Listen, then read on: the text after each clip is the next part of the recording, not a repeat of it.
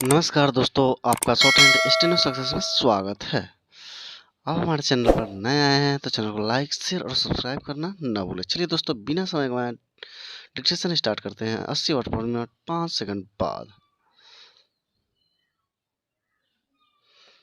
Start. उपाध्यक्ष महोदय, मुझे बहुत प्रसन्नता है कि गंगा नहर शताब्दी महोत्सव के उद्घाटन के लिए मैं यहाँ आ सका। यह नहर भारत की वर्तमान नहरों में शायद सबसे पुरानी है। इस नहर से इस क्षेत्र के लोगों को जो अनेक लाभ पहुँचे हैं और अनाज तथा बिजली के उत्पादन से यहाँ जिस संपन्नता के युग का आरंभ हुआ है, उसके कारण नदियों की उपयोगिता में जनसाधारण का परंपरागत विश्वास और भी दृढ़ हुआ है। इस देश में नदियों को सदा ही महत्वपूर्ण स्थान दिया जाता है।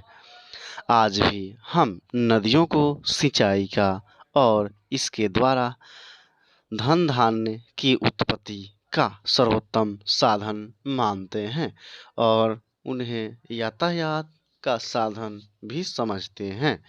आधुनिक विज्ञान ने नदियों की उपयोगिता में कुछ और वृद्धि कर दी है, जिसमें सबसे प्रमुख जलप्रपात द्वारा विद्युत शक्ति का उत्पादन है।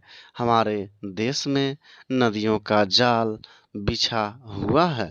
मैं समझता हूँ कि सिंचाई की दृष्टि से संसार में भारत का स्थान दूसरा है।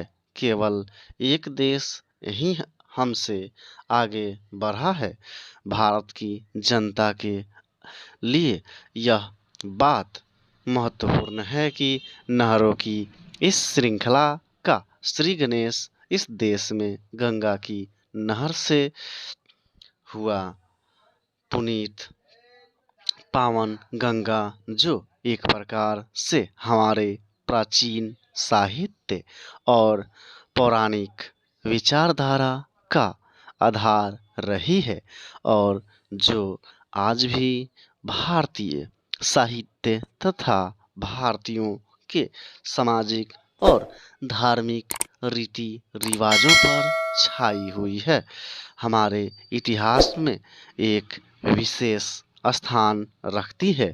अब वे हम हजारों वर्ष पूर्व भी यहाँ के लोग गंगा को पावनता का स्रोत और वरदान दात्री मानते थे।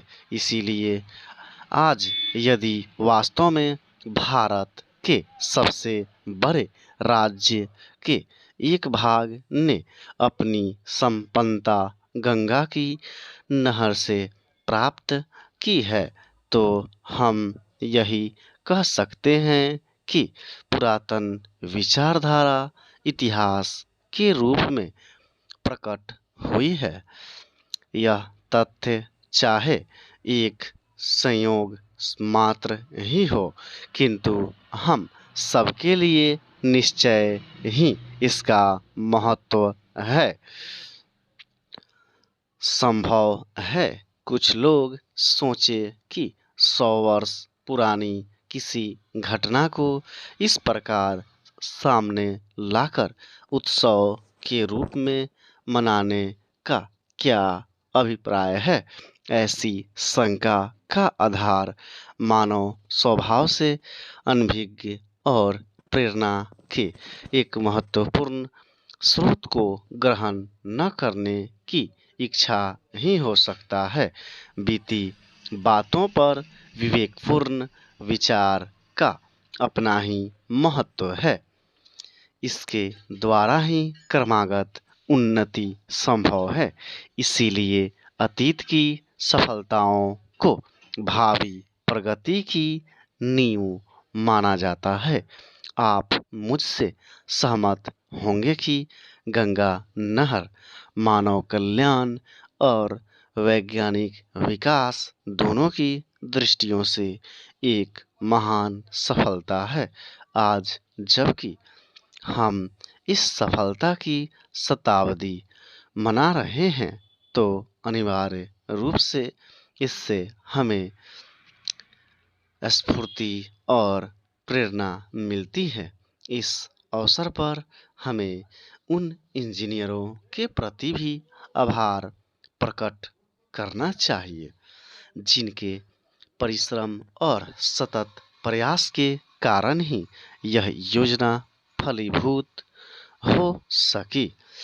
आज हमें कर्नल कोटले और उनके साथी विदेशी महानुभावों का स्मरण होता है, जिन्होंने निजी प्रयत्नों से इस कठिन कार्य को संपन्न किया। स्टॉप। तो मिलते हैं ऐसे ही किसी नए टॉपिक के साथ, तब तक के लिए इजाज़त दीजिए। जय हिंद, जय भारत।